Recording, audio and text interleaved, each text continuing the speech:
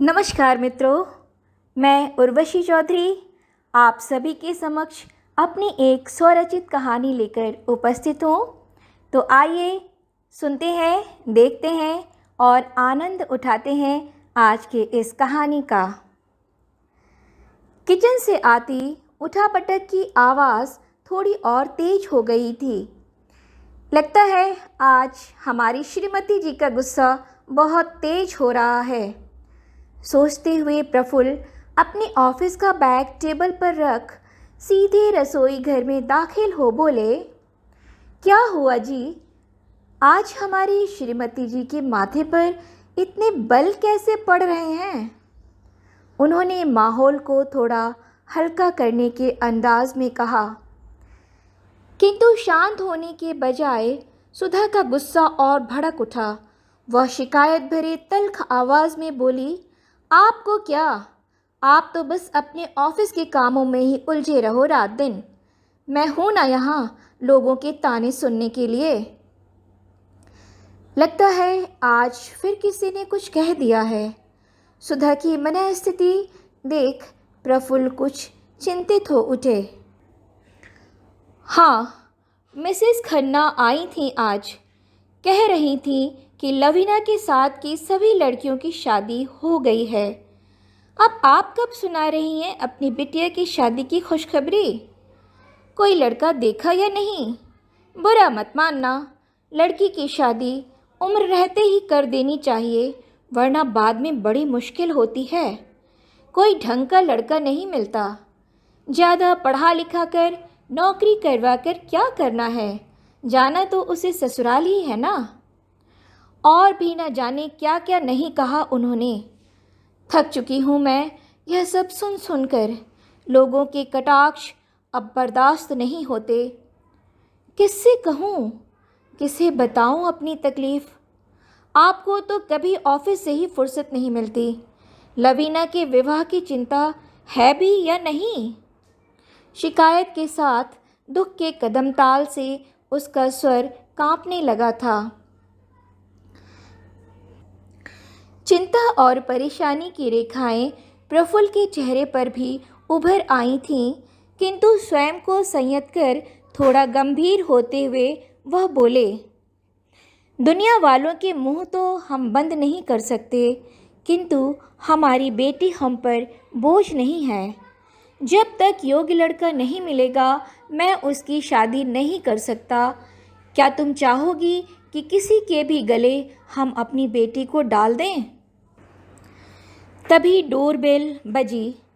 अब कौन आ गया? सुधा झल्ला उठी। किसी के ताने सुनने की उसकी और हिम्मत नहीं थी। प्रफुल्ल अपनी पत्नी की मनोदशा समझ रहे थे। वह यह भी बखूबी जानते थे कि सामाजिक संरचना और सोच को पूरी तरह बदलने में अभी वक्त लगेगा। हम स्त्री पुरुष समानता की कितनी ही दुहाई दें, पर सत्य तो यही है कि अभी भी कुछ मुद्दे हैं जहां हमारी मानसिकता पुरानी बदबूदार सोच से ग्रस्त नज़र आती है। मन के उथल पुथल को संभाले शांत भाव से जाकर उन्होंने दरवाज़ा खोला। सामने मुस्कुराते हुए शर्मा जी और उनकी पत्नी को देखकर प्रफुल्ल ने राहत की सांस ली। दोनों बहुत समझदार, सुलझे और परिपक्व थे। खास बात यह थी कि उनके समझाने का तरीका कुछ ऐसा था कि सामने वाला अपनी सारी तकलीफ़ें भूल जाता था। दोनों अंदर आए। सुधा का उतरा हुआ चेहरा देखकर शर्मा जी ने उससे उसकी परेशानी की वजह पूछी। सुधा ने अपने मन में चीखते, शोर मचाते दर्द को उनके सामने रख दिया। सारी बात सुनकर उन्होंने सुधा को समझाते हुए कहा, भाभी, सबसे पहले तो आप यह निर्णय करें कि आपको परवाह किसकी करनी है, समाज की या फिर अपनी बेटी की खुशियों की। क्या कमी है आपकी बेटी में? हर तरह से योग्य है। जिसके साथ ब्याही जाएगी निश्चित ही वह बहुत भाग्यशाली होगा। कुछ रुककर वह आगे बोले, फिर लवीना के दोनों सहेलियों का हाल तो आपसे छुपा नहीं है, जिनका विवाह 2 वर्ष पूर्व बड़ी धूमधाम से हुआ था। विदेश में नौकरी करने वाला लड़का पाकर प्रियंका के माँ बाप कितने खुश थे। यह सोचकर फूले नहीं समाते थे कि उनकी बेटी भी विदेश जाएगी। किंतु आज तक प्रियंका बिटिया विदेश नहीं जा सकी। उसके पति ने उसे अपने माँ बाप के पास गांव में छोड़ रखा है। इन 2 वर्षों में न वह स्वयं आया और न ही उसे अपने साथ ले गया। सुनने में आया है कि अपने माँ बाप के दबाव में आकर उसने यह शादी की थी।